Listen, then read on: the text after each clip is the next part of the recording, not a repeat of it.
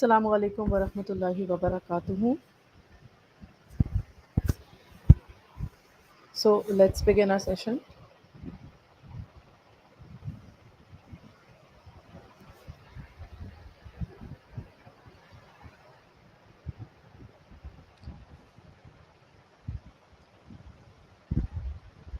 Bismillahirrahmanirrahim. 𝗵𝗵𝘁 𝗵𝗵𝗃 Assalamu alaikum wa rahmatullahi wa barakatuhu.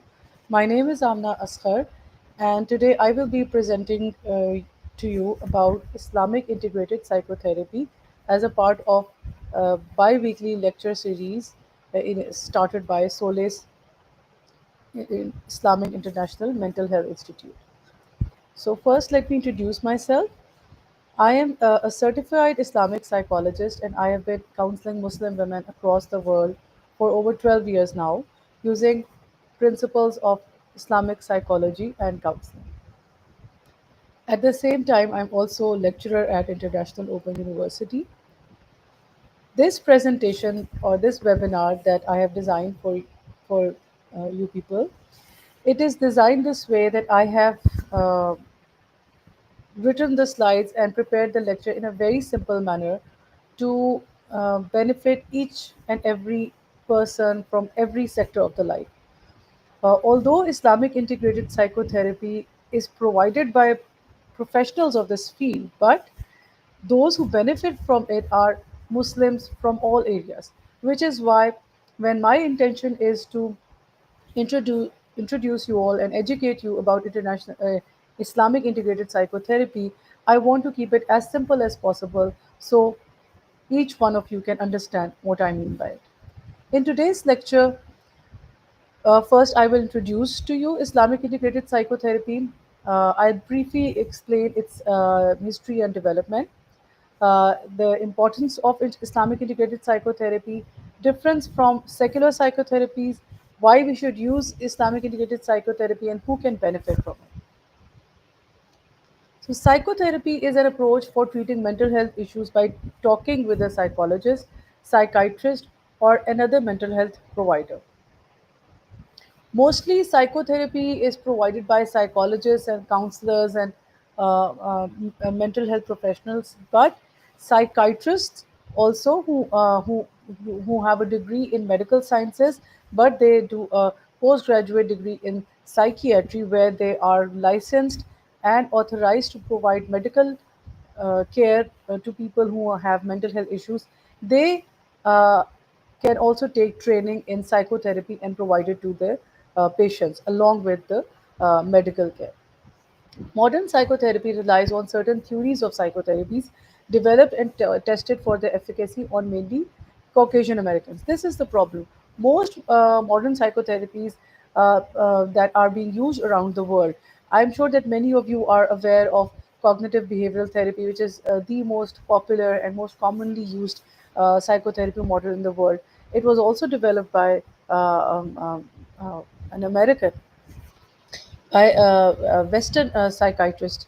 So, and then these psychotherapies first, the way you develop a psychotherapy is that you first formulate a theory of psychotherapy. You first formulate a theory about how you, what is your position on viewing the illness, what is your position on treating it, and how you will treat it, what is your model of treatment, and then you cannot just market your model or launch your program.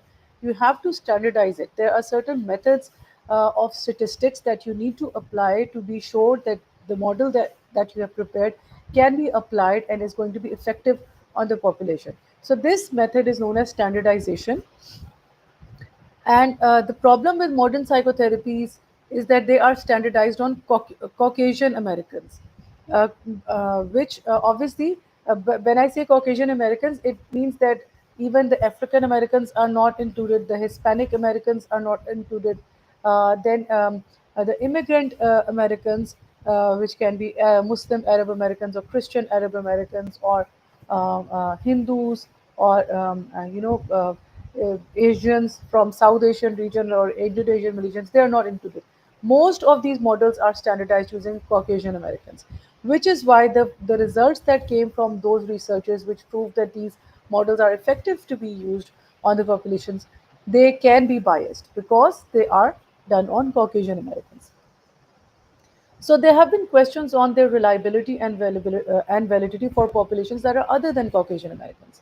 Most people who are from diverse backgrounds, when they approach psychotherapists practicing these models, they clearly feel this gap. But who are the people who feel this gap?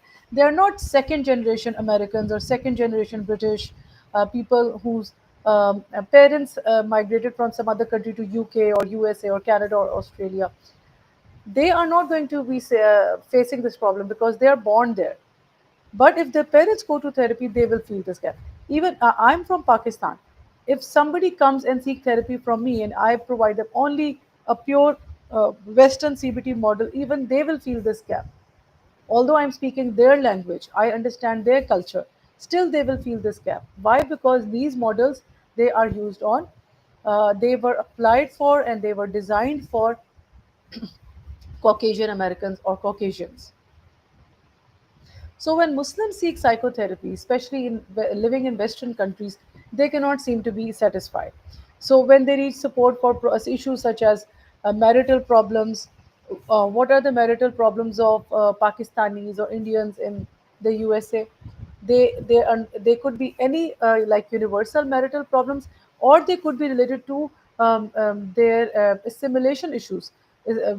Assimilation means when you are living in a foreign culture and uh, uh, you mix with them, you mix with their culture. So their marital issues could be related to problems that they have in with regards to assimilation with a foreign culture. Okay, or one of the spouses has been living in USA or UK for since they were born, but the other one had moved right after the marriage. So the marital issues could be related to cultural issues.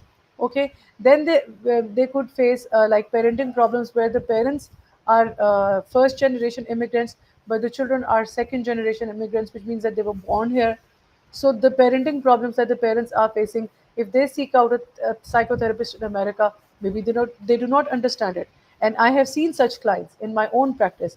I had a client who I saw in she was from USA, and she was telling me that parents here are very upset. They are devastated because the new policies, like at that time she was telling me, now with the new leadership in America, I have come to know that some of the rules regarding like LGBT and transgender, etc., they have been changed. Like a couple of months ago, I came to know that with the current leadership in the USA, now they have declared that there are only two genders. That there can be only two genders in America, male and female. Anyway, my client was telling me that in USA, in that particular city where she was living, if when children seek school therapy, all right, when they seek school counselor for therapy, the therapist would, if the child has any self-image, image issues, which adolescents usually have, they would just pick out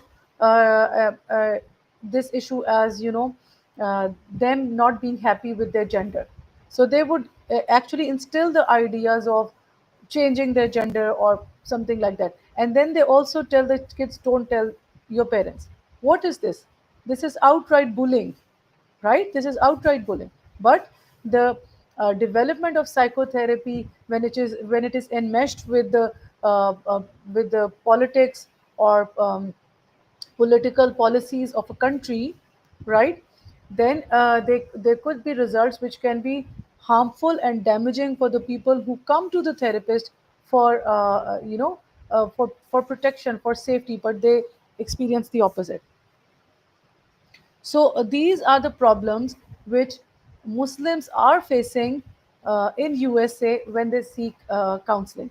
Another example I wrote here is parenting problems due to diaspora. For example, challenges for Palestinian parents raising their children in the US. So they come from Palestinian grounds, but their children are being raised in USA. So the gap that they feel. Okay. Then challenges for Pakistani second generation immigrant woman with her second generation immigrant husband in the UK. Actually, the better example would be challenges for Pakistani first generation immigrant woman with a second generation immigrant husband in the UK. So these are the problems that we all have observed. So how do we deal with them? How do we clear them? Assessment tools used in the West, even they are standardized using American populations. So first, the example of standardization I gave you with regards to the theories of psychotherapy that are being used in the West. They are those models of psychotherapy. They are standardized on American populations. Then the assessment tools. Assessment tools is another thing. Assessment tool is uh, if a client comes to me in the session, I may test them using different surveys, questionnaires, tests. All right.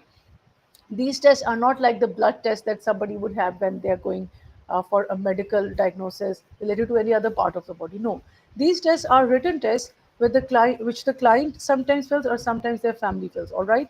So these tests, their norms are developed using Western populations. So I hope I'm not confusing using technical terms. Before too, I explained that standardization means that you need to see that the test that you are using, it is properly designed and it is performing the function of the function that it was designed for. So then for standardization, what we do is that we pick up samples. Sample means that people upon whom we want to perform that test. So we pick up our samples randomly. We apply that test to it. For example, I want to standardize an assessment tool for depression. Okay, so for example, I'm living in USA. What I'll do is that in every state I'll pick up like 100 people who will be taking that test. So in total there will be like 5,000 plus completed tests.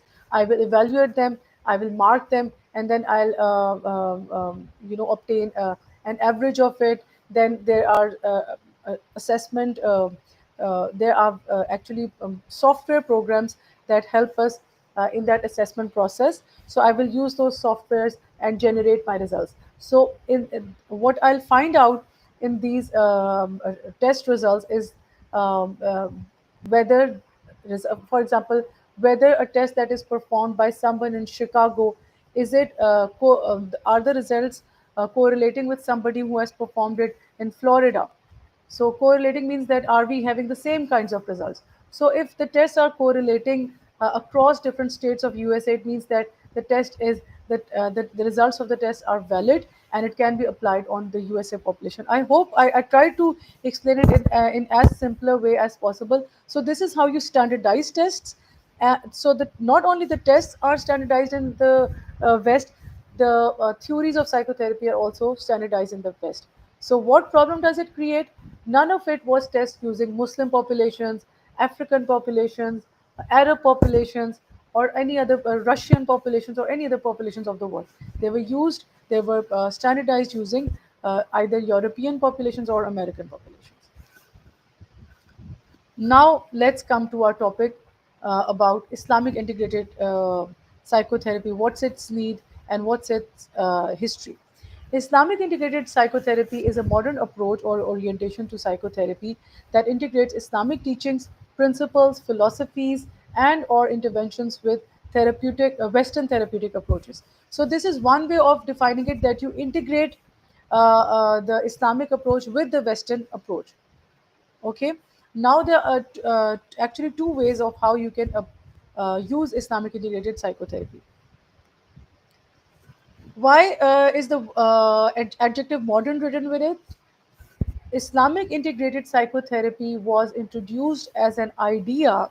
It was proposed as an idea by Dr. Malik Badri in 1979 in an international conference where he presented his paper with the title "In the Lizard's Hole." The title of his paper was inspired by the hadith of the Prophet ﷺ, in which he warned his companions, anhum, that there will be a time near the end times where the Prophet's ummah, like us Muslims, will be imitating the Jews and Christians to such an extent that if they go into a lizard's hole, we will also go into the lizard's hole. So this was the title of his paper, in which he emphasized that how Muslim psychotherapists are practicing everything A to Z from the models of psychotherapy that they learn, despite their features that are clearly un-Islamic. So by the time he presented this paper, the most popular psychotherapy model in the Muslim populations and also in the West was Freudian psychotherapy. Freudian psychotherapy does have some very interesting, insightful, and applicable aspects that can be applied on Muslim populations, but its main features are very un Islamic. For example, the theory of personality development that he explains, or theory of human development that he explains, he actually identifies without any empirical basis, without any research finding, without any evidence. He suggested that there is a sexual tension between parents and their opposite sex children. This kind of a statement, this kind of a theory is problematic not only for the Muslims but also for the Christians. Even the Christian religion does not endorse it. However, by the time he introduced his theory, the European world or the Western world was undergoing a period where they were separating the church from the state. It was a post Renaissance period where the West was focused towards highly or greatly focused towards intellectual and educational developments. And they had this idea that if you grow in education or in science, then your religion may have a problem with it. So probably the religion had an issue or not. I do not have any clear or valid information on it, but it's something that I have heard from other sources that over there in the West, in their churches, they teach them that you keep the faith separately from education, which is why in that period, in Freud's period, in their political world was it mainly had this objective of separating the state from the church, which is why theories such as those proposed by Freud and those proposed by Charles Darwin, which um, uh, which propose that human beings are born from apes, or we are evolved from apes. These anti-Christian and anti-Islamic theories, they were very much celebrated, and they were made a part of the mainstream curriculum, and people had to accept them. They became the gold standard. So by 1979, when Dr. Malik Badri addressed this issue in his paper In the Lizard's Hole, he focused on the need for separate Islamic models of psychotherapy for Muslims, where the idea of well-being and mental health is supported by proper evidence, proper empirical research, and un-Islamic ideas are rejected. So the Islamic integrated psychotherapy, it is practiced with one of the two approaches. Either you integrate the Islamic principles or teachings into the mainstream Western psychotherapies to achieve a more holistic and culturally appropriate model for Muslim clients, or the second method is that you obtain a unique model appropriate for Muslim clients, consistent with their belief system, as well as an illustrator of the Islamic categories of self, such as qalb, ruh, nafs, along with intellect and emotions, so on. Let me explain it again, so that we are all clear in what I'm explaining. So when Malik Badri, he proposed this idea in his when he was presenting his paper in an international conference, he achieved a lot of criticism. Nobody said that, oh wow, such a good idea, we're going to accept it. He initially received a lot of criticism. However, I read in his own interview that his fellow Muslims living in Western countries, they immediately accepted what he was saying. His colleagues in Muslim countries, they were hesitant in accepting what he was saying, but his colleagues in the Western countries, Muslim colleagues in Western countries, they immediately accepted his idea. Why? Because they were living in the Western world and they clearly understood what Dr. Malik Badri was proposing. So, fast forward, the actual work for producing and designing models of Islamic integrated, it started sometime in 21st century, but mainly after 2010s, you can say. Now it's in its culmination. Now it's in its peak. I invite you, my dear viewers, those of you who are intrigued by this work and this research of Muslim psychologists who are bringing back the legacy of Muslim philosophers from golden age. They are taking their models, their researches, and integrating it into the mental health well-being of Muslims, or they are designing their own models. If you are interested and intrigued by it, then do take part in these researches, qualify yourself as a psychologist and work towards Islamic psychology, because it is really the need of the hour. So the two ways in which they can be this can be approached is either, for example, the first method that I explained, integration of Islamic principles into the mainstream Western psychotherapy. An example is Islamic integrated cognitive behavioral therapy. This is what I am also practicing in my own work. What I do is that the main CBT methodology, which is to identify the distorted thinking of the clients, and as you move forward in the therapy, you also identify their distorted intermediate beliefs and core beliefs, and then you work towards modifying them using different methods. But the gist of it, or the essence of it, is that you modify their distortions through cognitive restructuring. So I essentially apply Islamic cognitive restructuring using the examples from Quran and Sunnah. This is how I approach Islamic integrated psychotherapy in my own work. Another way is that you use um, an Islamic integrated, you use a model which is specifically designed for Muslim populations. One example is traditionally Islamic integrated psychotherapy model, TIIP model. This is actually registered with APA. This is actually recognized by APA, American Psychological Association, which is why many Muslims now are training in TIIP, and they are teaching it, or they are applying it actually on their clients.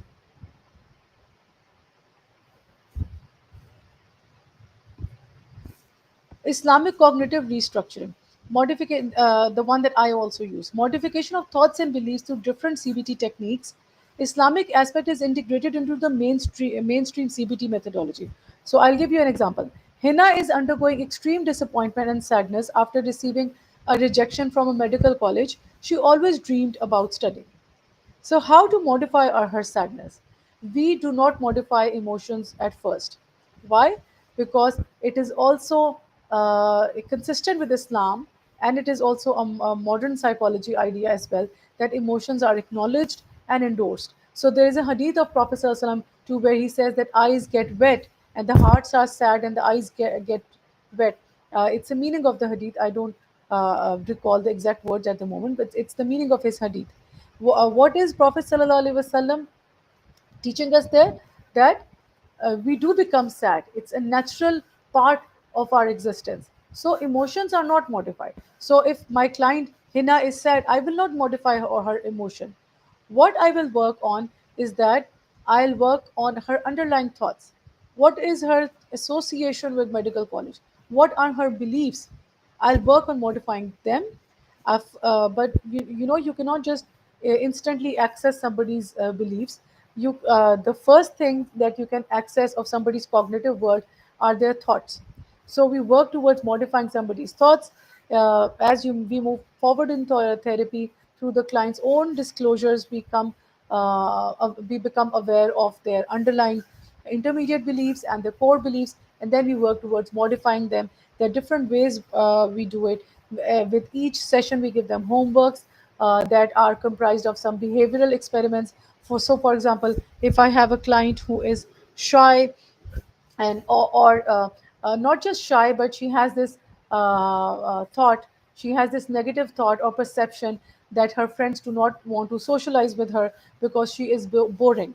So she has this negative automatic thought about her, that she is boring, which is why she doesn't actually initiate any kind of social gathering by inviting her friends. So what happens is, in the session, I will give her a homework. Her homework will be a behavioral experiment.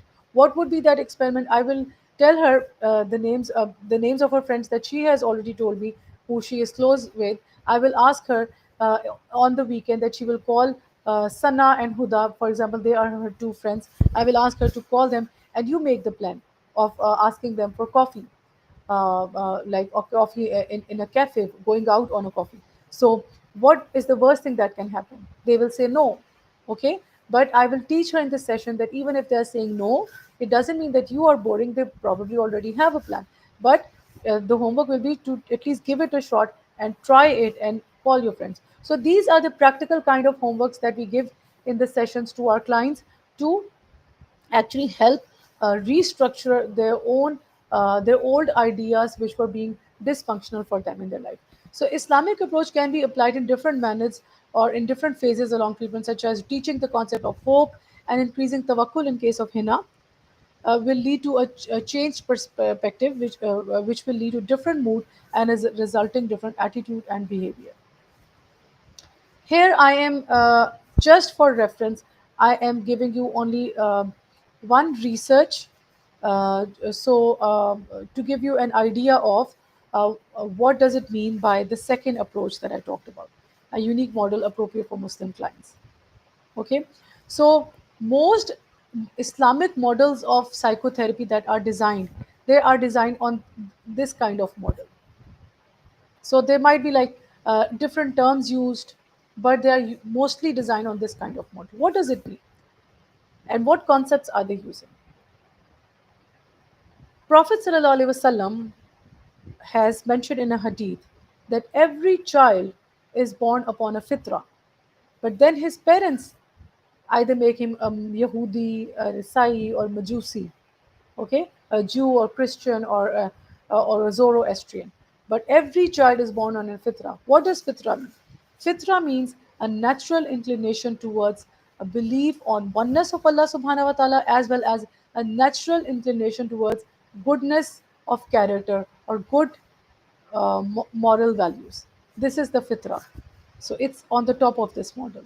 Then, what is nafsul mutmainna, nafsul lawama, nafsul amara? These are the categories of the soul or nafs, all right? And these categories, they sort of um, illustrate a development of the soul, but they are not linear in nature. Let me explain to you. What is Nafs Amara Bisu? Nafs Amara Bisu is mentioned in Surah Yusuf, in which Allah tells us about. It was actually relevant to the example of Yusuf alayhi salam in Surah Yusuf. But what does Nafs Amara Bisu means? Nafs Amara is our part of the inner self which incites us to do wrong. How would it incite us to do wrong? It actually invites us to do bad things. It invites us to follow our whims and desires. One example is very petty and simple example. I'm standing next to or actually I'm standing with in a market, in a supermarket. I want to eat an ice cream, but I forgot my wallet at home. So, what will my nafs al amara teach me? Eat it right now. Just grab it, hide it in your pocket, and eat it. Go out and eat it. What is this? This is theft. It's cheating. It's stealing. No, I shouldn't be doing it. Okay? Why? Because it's haram. But my nafs al amara will tell me, do it. So, what is nafs al lawama? Nafs al lawama is a reproachful soul. When one has sinned, so for example, I pick up that ice cream and eat it, but then I realize, oh my God, I had sinned. So, what will I feel then? I will feel guilty. How should I approach this feeling? Should I just let it stay and don't do anything about it? No.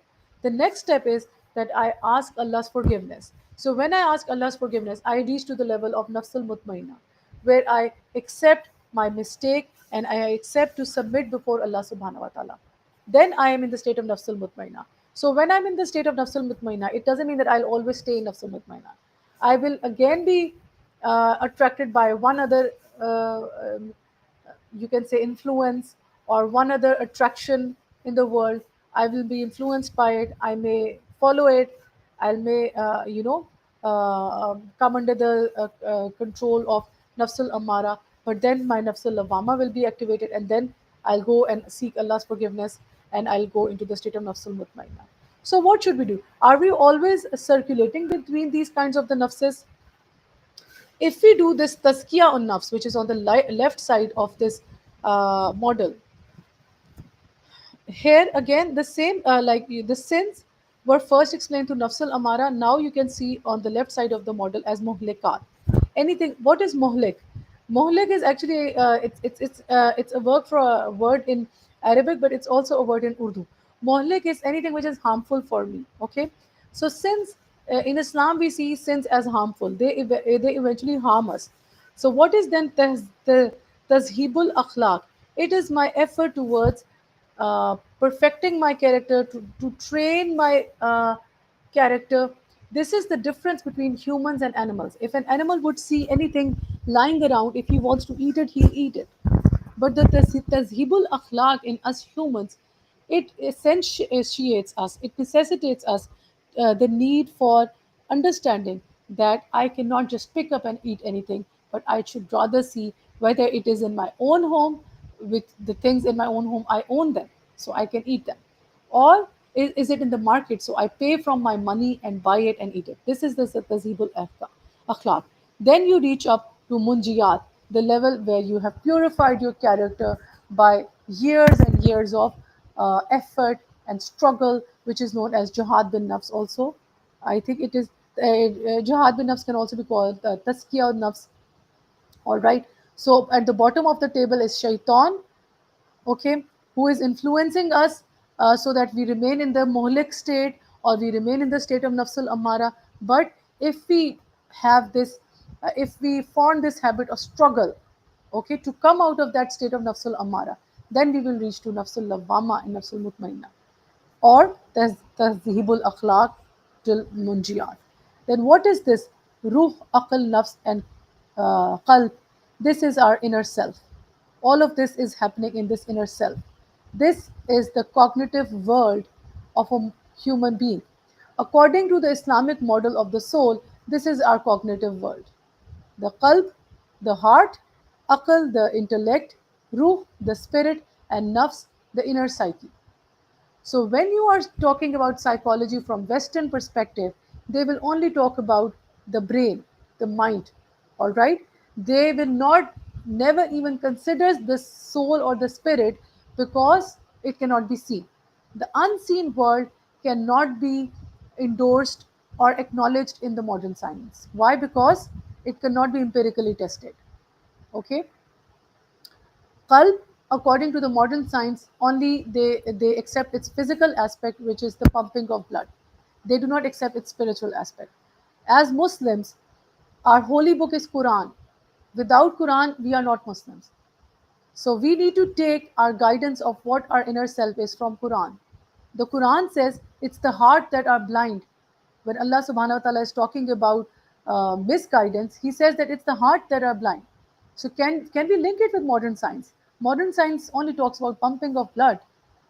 All right. So according to modern science, if somebody's heart is dead, it means they are physically dead. But according to Islam, a dead heart is the one which is devoid of faith, which is devoid of compassion, which is devoid of love of God, right?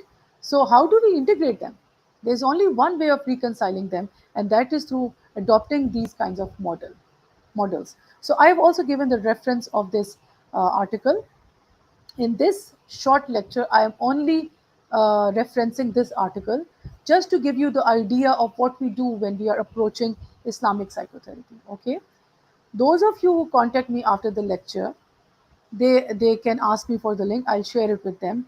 I'll also share the link with other researchers or articles that are based on this kind of work. Those of you who are intrigued by it, I would love to share this, inshallah. So let me explain to you. According to this model, the human soul has an innately pure and good fitra, the one that I explained to you. Okay. Throughout its life in dunya, within the soul, there exists a dynamic interplay of conflicting forces that affect the psychological state of the person and determine relative levels of alignment or misalignment with fitra. This is the interplay that the fitra is dealing with. The dunya, the influence of shaitan, then ghafla. What is ghafla? Ghafla means misguidance.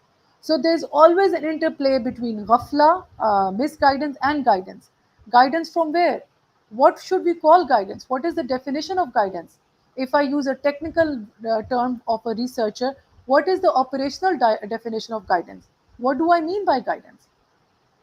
Okay, somebody who is doing noble work by carrying out musical concerts and donating the money from that musical concert to a noble cause, that is also, is that also guidance? Somebody who is doing a musical concert to for as a fundraiser for the rights of LGBT movement, is that a guided movement? According to the USA, it is. According to Muslims, is it?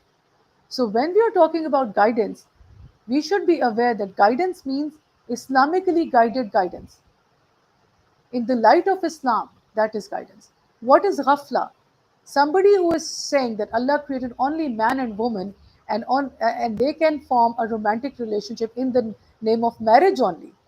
Marriage from the in the Islamic manner, where the man goes to the woman's wali and asks her hand, and the marriage is conducted in the presence of witnesses, in the and the dowry is given. All right, that is the marriage, and then that man and woman can establish a loving relationship. They can have children, and they can go on with their lives in an Islamic manner. That is marriage. That is love between man and a woman. So if I am propagating this theory in a pride march happening in July in America, they will say, what are you saying? You are misguided. So we have to be confident of our position. What is my position? My position and your position is that of Islam. This is where our guidance comes from. This is where our truth comes from. This is where our well being comes from. The kalb is the spiritual center of the person. This is the kalb. All right? I gave you the example of when the kalb is blind. Allah says it's their hearts that are blind. Okay? Then we have the faculty of intellect, aql. Then we have the stages of nafs, nafsul ammara, nafsul mutmainna, nafsul lawwama. They are linear, but they're also circular. So it's not that one, if somebody has reached the state of nafsul mutmainna, he can never ever make sin again. No, they can, but then they move towards nafsul mutmainna when, because they're in the constant state of mujahida. This is the takeaway lesson from for you, or for all of you from this class. Just because nafs is circulant doesn't mean that we should go back every time and sin and be okay about it, because now I'll do istighfar and I'll be fine. No, there should be a sense of guilt whenever we sin, and there should be a sense of constant mujahida. We should be in the state of constant mujahida, constant struggle of purifying our character. So you will reach this point where today maybe you are struggling with maintaining 5 times salah, but if you are in the state of constant mujahida, next year it will be impossible for you to leave any salah. So, in such a case, your nafs has carried a linear journey where it will not go back. But in some cases, our nafs acts in a circular way. For example, backbiting. If I promise myself I will never do it, maybe 1 month later I come in a situation where by mistake I say something, unintentionally I say something, and I commit ghibah, backbiting. But what should I do? I should immediately seek istighfar. So, in some cases, our nafs acts in a circular manner, but in some cases, it should act in a linear manner. We should not go back. For example, if we have declared faith, we should not go back to disbelief. If we have formed the habit of 5 times salah, we should never go back. But if we go back, we should go back towards 5 times salah again. But these things, we should be strict in it. We should not be going back to the habit of, one salah or two salah. This model suggests that the soul has a natural inclination towards growth and betterment, which is aligned with its primordial nature, fitra. Let me show this model to you again. So, this is a linear model of growth where one is going from ghafla to fitra. So, and what is this cycle? This is a natural cycle of betterment. We naturally want to be good and do good. The Islamic tradition that comprises of Quran and Sunnah also encourages and maps out this upward path towards Rida. Rida is acceptance and pleasure towards Allah through tazkiyah and nafs as a struggle between the two opposing forces, namely jihadun nafs, tazibul akhlaq, and tazkiyah nafs. But what are those opposing forces? The force from shaitan, characterized by ghafla, and the force from our inner self, our qalb, which is the natural inclination towards goodness, characterized by fitra. Islamic model of the soul presented in this study possesses several features that distinguish it from the most secular Western models of human nature. Let's analyze this difference. The notion that the spiritual center of the human being is the heart is a significant distinction, together with the contention that the intellect and consciousness are located in the heart center rather than in the mind, as most psychological theories posit. So, if we are to practice Islamic integrated psychotherapy as a therapist, and if we want to experience this as clients, then this is what we should be expecting from our mental health practitioner. When they see us in therapy room, they will consider heart as the source of all goodness. If the heart is dark, we will be dark. If the heart is enlightened, we will be enlightened. What is the enlightened heart? It's 𝗪𝗪𝗃𝗀. So, this is the theory of Islamic psychotherapy. This is the gist of it. The concept of ruh as a point of access within the person, which can directly receive guidance and healing from God, and the utilization or lack of acknowledgement of this aspect within psychotherapy could have a significant impact on therapeutic guidance and treatment goal for Muslim clients. So, if Muslim clients are seeking therapy out of this model and they are seeking therapy from Western models, I have seen in my own practice all of my clients, they have this inner spiritual struggle as well. So, what if they went to some Western therapist? He or she would never endorse it, so that part of the inner self will always be untreated. So, the key differences between Western and Islamic perspectives of the self suggest the need for more than just Islamically adapted or integrated approaches to psychotherapy. They substantiate the necessity of a unique framework grounded in an Islamic paradigm as represented by this model and any theory of Islamic psychology of which it is a fundamental constituent. So, I just showed you one model because it was a 45 minutes class.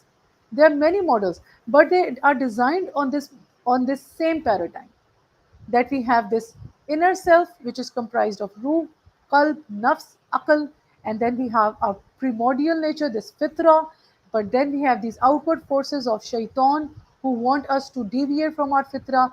Then there is a constant mujahida in us from the state of nafsul ammara to nafsul mutmainna. We are in a constant state of struggle throughout our lives. Allah says in Surah Al-Insan or Surah Dahr that He created human beings in the state of mushakkat, in the state of struggle. This is our constant state throughout our lives. If we leave this struggle, then our life becomes futile, our lives become meaningless. We have to be in this state of struggle to always becoming the better version of ourselves. Research has now proven that IIP is more effective with Muslim clients. At Solace Islamic Institute, Solace Islamic Mental Health Services, mental health professionals offer Islamic integrated psychotherapy at affordable fees. So, my dear viewers, those of you who want to seek help in the realm of Islamic integrated psychotherapy, Solace is your best place. In short, IIP has been effectively practiced over a decade in different parts of the world using different approaches, either integration of Islamic approaches into Western models of psychotherapy or applying standardized models of psychotherapy obtained using a unique framework consistent with Islamic beliefs, acknowledging the roles of qalb, nafs, and ruh as depicted in this Islamic model of soul that we discussed in this short class. Muslim clients identify more with these approaches as they are consistent with their religious beliefs as well as cultural orientations. For example, collectivism as opposed to individualism. Most Muslim cultures are collectivist also, and these models, they are based on individualist or cultural orientations. Collectivism is a model of living in a society where people's well-being depend on one another.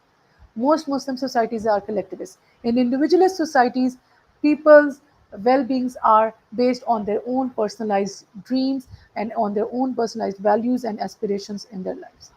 So, with this, I end my lecture, but I would love to entertain questions from all of you. Subhanakallahumma wa bihamdika nashhadu an la ilaha illa anta nastaghfiruka wa natubu ilayk.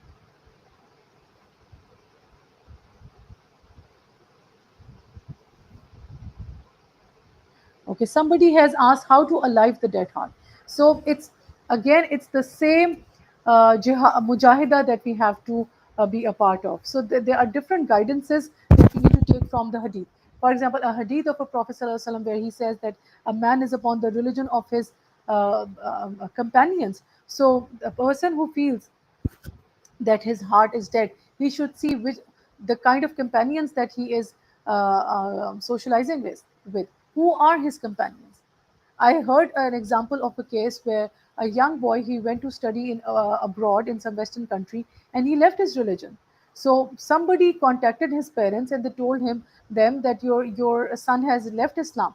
So the parents called that their son and to Pakistan, and they did not tell that son why they're calling him, and they did not let him go back.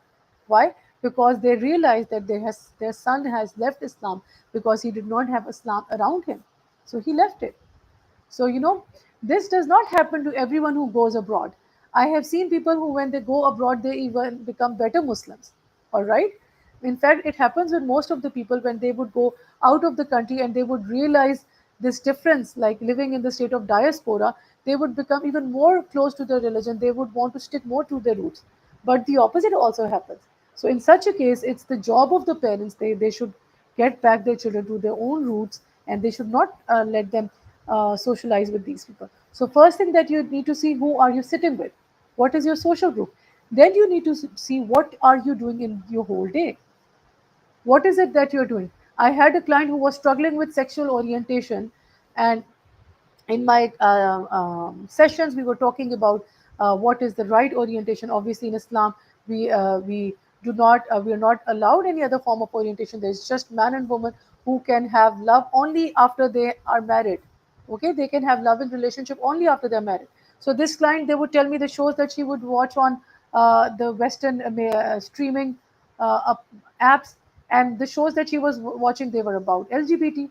So in the sessions, she was taking guidance from me, but in her life, she was watching these shows. What good outcome could we expect from her? So I guided her that you have to change your world. You have to change the people that you are socializing with, and also you need to change what you are looking at, what you are watching. Okay, another question is Assalamu alaikum. For the Arabic term ghafla, is the heedlessness or misguidance the more accurate description? Yes, ghafla means heedlessness or misguidance. Yes, heedlessness is also heedless means that uh, you don't care, and you are deviant from the right path. Both are right, misguidance or heedlessness. Then Sister Aisha has asked how a psychotherapist can know about his client who's having a spiritual disease like jealousy or anything like that. They will actually show it to you. They will show it to you, and as a therapist, you can only work as much as your client allows you to work on. So if they are suffering from jealousy, you can work on their jealousy only if they allow you to work on it. So this is also a challenge of psychotherapy, that you can work on only that aspect of your client that your client is showing to you. If your client is not showing anything to you, if you feel that it's happening, then it's your art that you ask such questions. But then again, you need to see whether your client allows you or not. So basically, again, we go back to the rules of psychotherapy, which was not the scope of today's class, but I'll tell you anyway. The basic rule of psychotherapy is that you build that alliance, you build that trusting relation with your client, where your client trusts you. So when your client is going to trust you, they will share the hidden aspects of their personality as well. In case of jealousy, also, your client may say things like, some clients who have this disease of jealousy, the main theme of their discussions in the session would be they're always saying ill things about people around them. They will speak in terms like they feel like everyone else is jealous of them, or they will say ill about other people. So with this, you can guess it. But there too, like, because I practice Islamic integrated CBT. So there, when my client is speaking ill about other people, I have to reality check. I have to see whether she is true in her, claim. Maybe she is true. Maybe she is living with people who all of them are dysfunctional. So there we have to solve the problem, and we have to see how to get out of the situation. So I hope you are clear. But if you have any other question, you can ask me.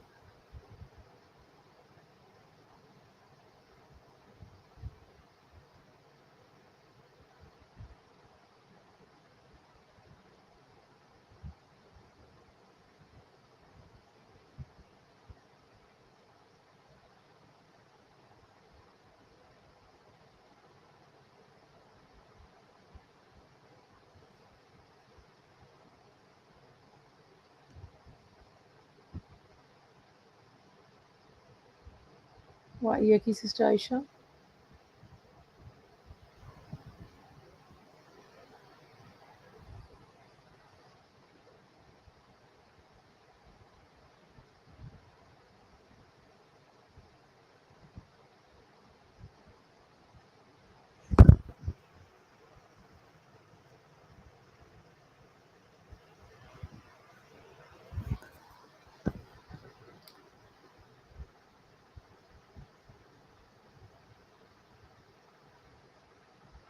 Okay, so do we have any other questions?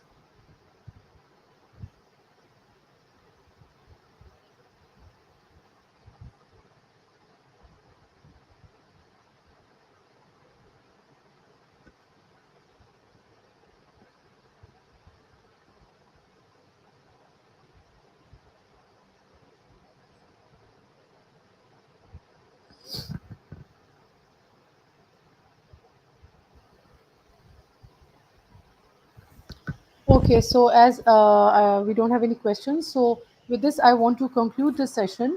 The goal of my class today was to introduce you all to the concept of Islamic integrated psychotherapy, its need and its importance. Muslims comprise around 2 billion population of the world, yet their needs to be addressed by Islamic integrated psychotherapists. The such therapists are they can be counted in fingers. So now we should approach not only Islamic psychotherapy as clients, but we should also work towards preparing more and more practitioners who can provide this service. So it was really my pleasure to guide you all and educate you all on the basics of Islamic integrated psychotherapy. سبحانك اللهم وبحمدك نشهد أن لا إله إلا أنت نستغفرك ونتوب إليك.